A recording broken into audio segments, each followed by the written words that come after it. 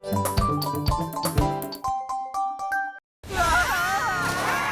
ลสดูสิ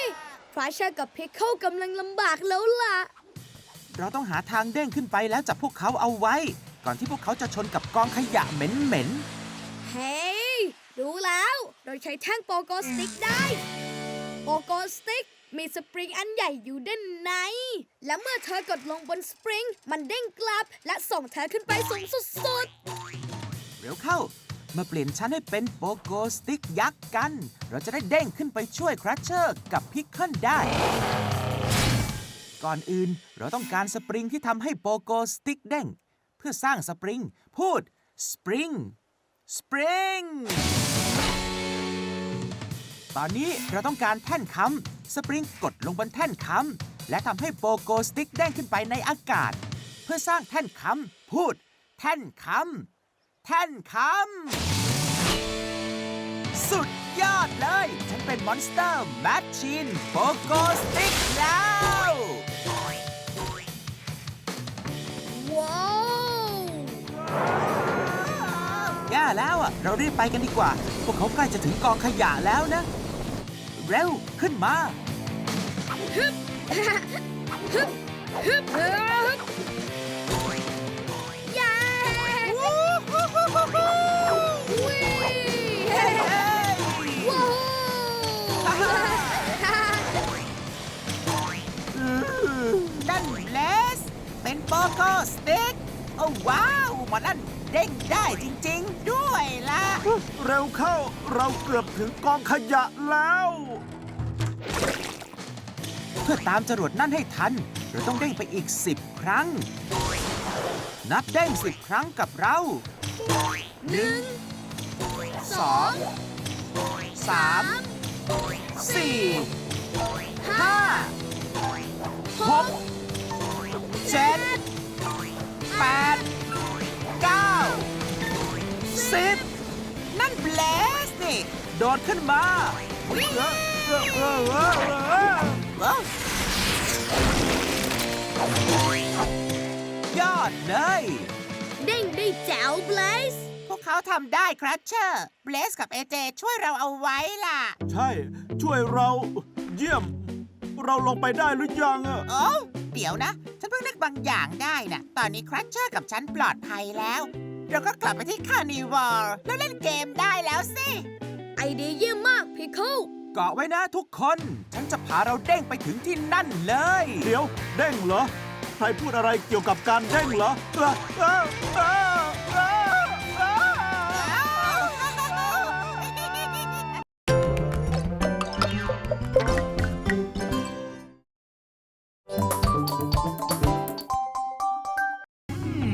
ได้เวลากินแล้ว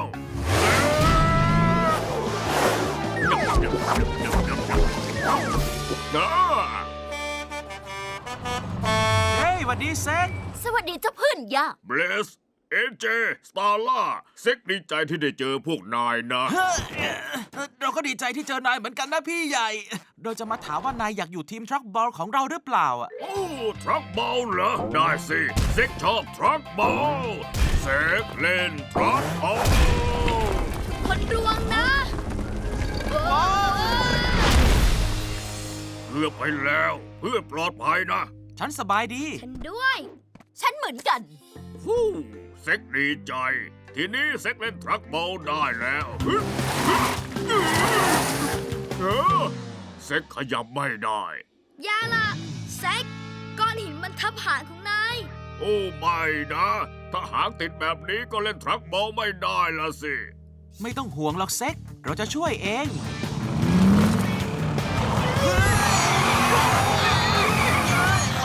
อ๋อแหมให้มันได้อย่างนี้สิ ก้อนหินหนักเกินไป หรือยกไม่ไหวนะ ถ้าจะยกก้อนหินแบบนี้ เราก็ต้องมีคานงัด ขานงัดเหรอ มันคืออะไรอะ คานงัดทำให้เรายกของหนักๆได้ เห็นไหม แค่กดฝั่งนี้เบาๆเท่านั้น เราก็จะยกของหนักที่อยู่อีกฝั่งได้แล้ว เร็วเข้า มาสร้างกันเถอะ เราใช้เสาอันนี้ทำเป็นคานงัดได้นะ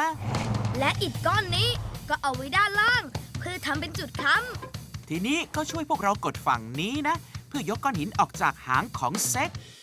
พอนับถึง 3 แล้ว พูดว่า กดนะ 1 2 3 กด ได้แล้ว แรงผลแล้ว แล้วคานงัดยกก้อนหินออกไปได้ ขอบคุณนะคานงัด ทีนี้นายก็เข้าทีมทรัคบอลของเราได้แล้วเซ็ก โอ้ ดีจังเลย โอ้ ยอดไปเลยล่ะ ตอนนี้ทีมของเบสก็มีรถกระบะ 3 คันแล้ว แต่ถ้าจะเข้าร่วมการแข่ง ทีมจะต้องมีรถกระบะ 4 คัน พวกเขาต้องหารถเพิ่มอีกกี่คัน คันเดียวใช่ อีกคันเดียวเอง ไปเถอะทุกคัน ไปหาสมาชิกทีมคันสุดท้ายกัน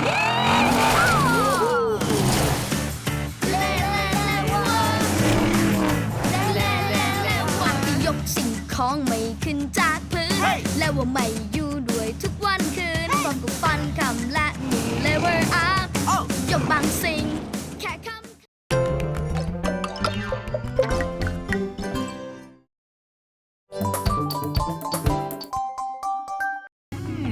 ได้เวลากินแล้ว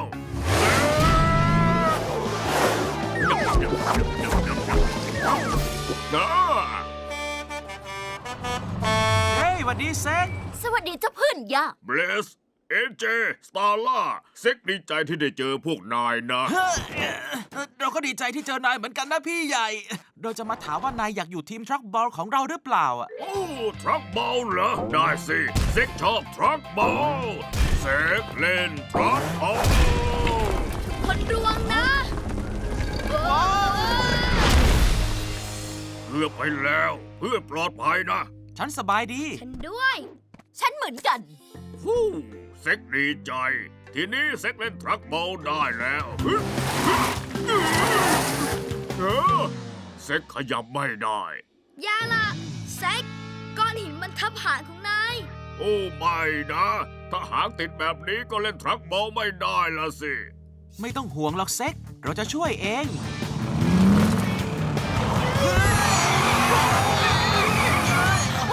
อ๋อแหมให้มันได้อย่างนี้สิ ก้อนหินหนักเกินไป หรือยกไม่ไหวนะ ถ้าจะยกก้อนหินแบบนี้ เราก็ต้องมีคานงัด ขานงัดเหรอ มันคืออะไรอะ คานงัดทำให้เรายกของหนักๆได้ เห็นไหม แค่กดฝั่งนี้เบาๆเท่านั้น เราก็จะยกของหนักที่อยู่อีกฝั่งได้แล้ว เร็วเข้า มาสร้างกันเถอะ เราใช้เสาอันนี้ทำเป็นคานงัดได้นะ และอิฐก้อนนี้ก็เอาไว้ด้านล่าง เพื่อทำเป็นจุดค้ ทีนี้ก็ช่วยพวกเรากดฝั่งนี้นะ เพื่อยกก้อนหินออกจากหางของเซ็ก พอนับถึง 3 แล้ว พูดว่า กดนะ 1 2 3 กด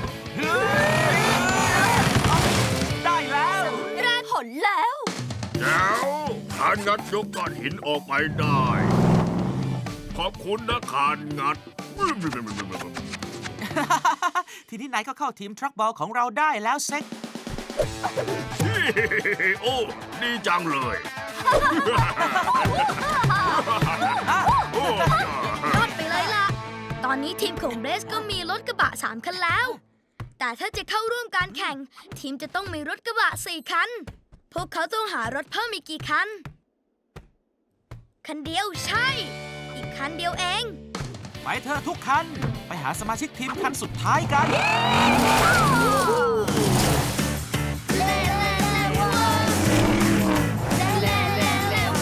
ยกสิ่งของไม่ขึ้นจากพื้น Hey! แล้วว่าไม่อยู่ด้วยทุกวันคืนพร้อมกับฟันคำและมีเลเวอร์อัพ โอ้ ยกบางสิ่ง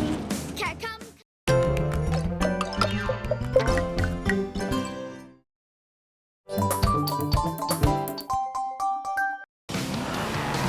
เอาละเราได้ตรามาอันนึงแล้ว แต่ฉันอยากได้ครบทั้ง 3 อัน นี่เอเจ ต่อไปอะไรอ่ะ อันต่อไปก็คือตราสุดยอดนักปีนเขา ถ้าอยากได้ เราก็ต้องปีนเขาที่สูงที่สุดในป่าให้ได้สักก่อน ช่วยฉันหาภูเขาที่สูงที่สุดหน่อยนะ ภูเขาลูกไหนสูงที่สุด ใช่ นั่นคือภูเขาที่เราต้องปีนละเอเจ ฉันขอความเร็วหน่อย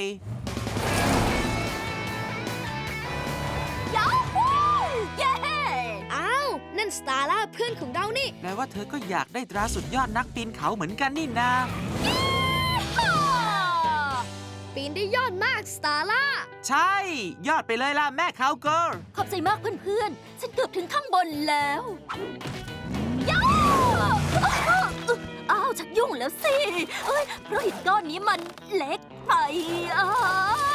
โอ้สตาร่าแย่แล้ว เธอทรงตัวไม่อยู่เพราะหินก้อนนั้นเล็กเกินไปอ่ะ พวกเราต้องขึ้นไปข้างบนแล้วก็ช่วยเธอ แต่เราก็ต้องระวังมากๆ แล้วก็เหยียบแค่หินก้อนที่ใหญ่พอเท่านั้น เปลี่ยนเป็นมุมมองจากแว่นหินก้อนนั้นยาว 8 เมตร ส่วนฉันยาว 4 เมตร หินก้อนนั้นใหญ่พอไหม พออยู่แล้ว เพราะว่า 8 เมตรยาวกว่า 4 เมตร จับไว้นะเอเจยาเอายอดเลย มีที่เพียบเลยล่ะ แย่แล้วล่ะ ฉันเองก็ไม่รู้เหมือนกันว่าจะเกาะได้อีกนานแค่ไหน เร็วเข้า พวกเรามามองหาหินที่มีขนาดใหญ่กว่า 4 เมตรกันดีกว่านะ ฉันจะได้ปีนขึ้นไปได้ไง หินที่อยู่ตรงนั้นยาว 2 เมตร ส่วนฉันยาว 4 เมตร ฉันจะขึ้นไปเหยียบได้ไหม ไม่ได้ มันเล็กเกินไป หาหินก้อนใหม่ดีกว่าเบลส หินก้อนนั้นยาว 6 เมตร ฉันจะขึ้นไปเหยียบได้ไหม ได้เยี่ยม ไปเลย วู้ฮู้ เร็วเข้าเถอะ ฉันเกาะไม่อยู่แล้ว เร็วเข้า พวกเราต้องขึ้นไปอีกนะ หินที่อยู่ตรงนั้นยาว 3 เมตร ส่วนเบลสยาว 4 เมตร เบลสจะขึ้นไปเหยียบได้ไหม ไม่ได้ เพราะมันสั้นเกินไป เร็วเข้า เราลองหาหินก้อนใหม่เถอะ หินก้อนนี้ยาว 5 เมตร ฉันจะขึ้นไปเหยียบได้ไหม ได้สิ เอเจ ฉันขอความเร็วหน่อยฮึดเยอะ ยิปปี้ค่ะได้เย้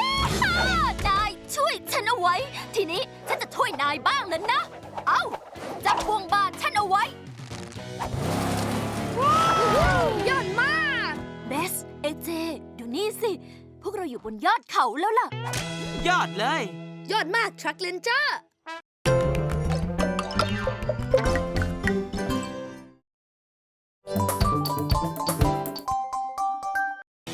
เอาละได้เวลาไปเอาตราซูเปอร์เรนเจอร์มาแล้วล่ะนะ ตราอันแรกก็คือตราสุดยอดนักค้นหากบ แต่ว่าก่อนอื่นเราจะต้องหากบถ้ำล่องหนให้เจอซะก่อน มันเป็นกบที่หายากที่สุดในโลกเลยล่ะนะ อัพอัพอัพอัพอัพอัพ เดี๋ยวก่อนเบลสฉันได้ยินอะไรสักอย่าง อัพอัพอัพอัพนายอยู่ไหนเนี่ย นั่นไม่ใช่กบถ้ำล่องหนสั้นหน่อยนะ อัพอัพ นั่นสไตรป์เพื่อนของเราต่างหาก โอ้สวัสดีทุกคน นี่ฉันกำลังตามหาเจ้ากบถ้ำล่องหนซะทั่วเลยละแต่ว่าฉันหามันไม่เจอน่ะ นี่ไม่ต้องห่วงหรอก เดี๋ยวเราจะช่วยนายหา ใช่ พวกเราจะช่วยกันหานะ ยอดเลย ฉันได้ยินมันร้องแล้วล่ะ ฉันด้วย ถ้าพวกเรารู้ว่าเสียงมันดังมาจากทางไหนก็คงจะดีนะสิ ฉันพอรู้วิธีนะ เปลี่ยนเป็นมุมมองจากแว่น เอาละแว่น แสดงคลื่นเสียงให้ดูหน่อย เห็นเส้นหยักๆนี่ไหม นี่แหละคือคลื่นเสียงล่ะ ใช่ ไม่ว่าตัวอะไรจะทำเสียงก็ตาม มันจะส่งคลื่นที่มองไม่เห็นออกมา และเมื่อคลื่นเดินทางเข้าหูของเรา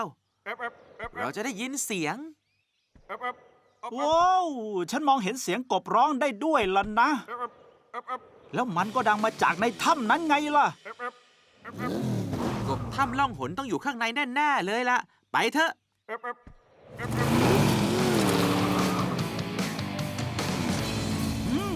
แล้วทีนี้พวกเราจะไปทางไหนดีล่ะ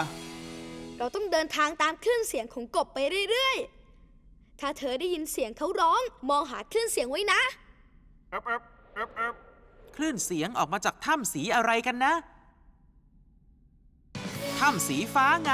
กบถ้ำล่องหนอยู่ทางนี้ไงล่ะ ใช่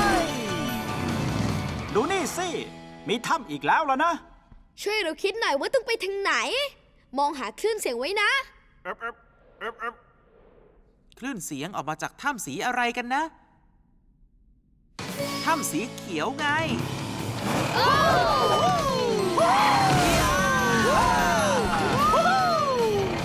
ดูสิ มีถ้ำอีกแล้วล่ะ คอยดูคลื่นเสียงของกบไว้นะ คลื่นเสียงมาจากถ้ำสีอะไรกันนะ ถ้ำสีม่วงไง ใช่แล้ว ทางนี้เลย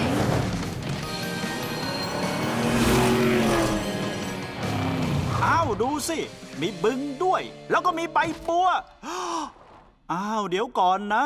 นี่คงจะเป็นบ้านของกบถ้ำล่องหนแน่ๆเลยอ่ะ แล้วกบถ้ำล่องหนอยู่ไหนล่ะ ใช่ เขาอยู่นั่นไง